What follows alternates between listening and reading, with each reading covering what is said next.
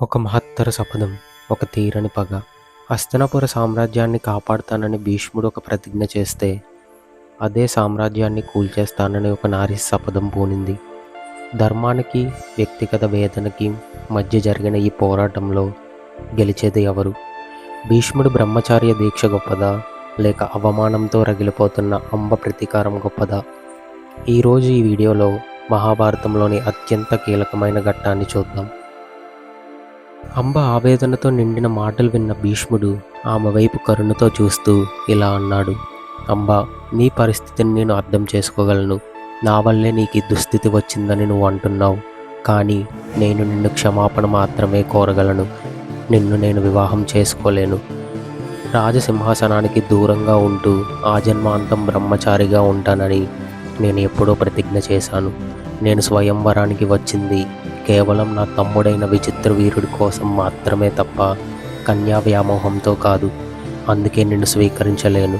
నీకు నచ్చిన చోటుకు వెళ్ళి నువ్వు స్వేచ్ఛగా జీవించవచ్చు. భీష్ముడి మాటలు వినగానే అంబలో ఆగ్రహం కట్టలు తెంచుకుంది. అగ్నిపర్వతం బద్దలైనట్టు ఆమె గర్జించింది. ఏమన్నావు భీష్మ? నా కన్నవారిని, నేను ప్రేమించిన వారిని నాకు దూరం చేసి, నన్ను వీధుల పాలు చేసి, ఇప్పుడు నీ కీర్తి ప్రతిష్టల కోసం మాట తప్పను అని ప్రగల్భాలు పలుకుతున్నావా? ఇదిగో ఇప్పుడే చెప్తున్నాను విను. ఇదే నా శపథం. నేటి నుండి నిన్ను చంపే క్షణం కోసమే నేను బ్రతుకుతాను. ఏదో ఒకరోజు నిన్ను అత్యంత హీనంగా, ఘోరంగా, క్రూరంగా అంతం చేస్తాను.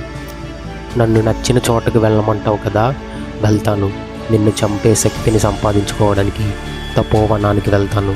గుర్తుపెట్టుకో భీష్మ, ఇది నీ అంతం నా చేతిలోనే అంటూ అక్కడి నుండి నిష్క్రమించింది. జరిగిన పరిణామాలను విధి అని భావించి భీష్ముడు మౌనంగా భరించాడు. తనను చంపుతానన్నా సరే ఆమె మీద ఎదురుదాడి చేయలేదు. అది భీష్ముని సంస్కారం. కానీ కాలం మరో మలుపు తిరిగింది. విచిత్ర వీరుడు అకాల మరణం చెందాడు. వారసుల కోసం తెచ్చిన అంబికా అంబాలికలు వితంతువులయ్యారు. రాజ్యానికి రాజు లేడు, వారసుడు లేడు. మంత్రులు సింహాసనం కోసం కుట్రలు మొదలుపెట్టారు. పొరుగు రాజ్యాల వారు హస్తినాపురంపై కన్నేశాయి. భీష్ముడు తీవ్రమైన ఆలోచనలో పడ్డాడు. ఏం చెయ్యాలి, రాజ్యాన్ని ఎలా కాపాడాలి అని మదన పడుతున్న సమయంలో రాజ్యమాత సత్యవతి నుండి భీష్ముడికి ఒక కబురు వచ్చింది. సత్యవతి పంపిన కబురులో ఏముంది?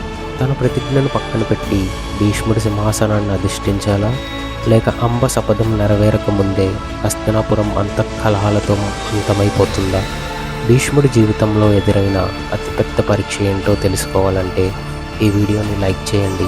మరిన్ని ఆసక్తికరమైన భారత గాథల కోసం ఈ ఛానల్ని వెంటనే సబ్స్క్రైబ్ చేసుకోండి.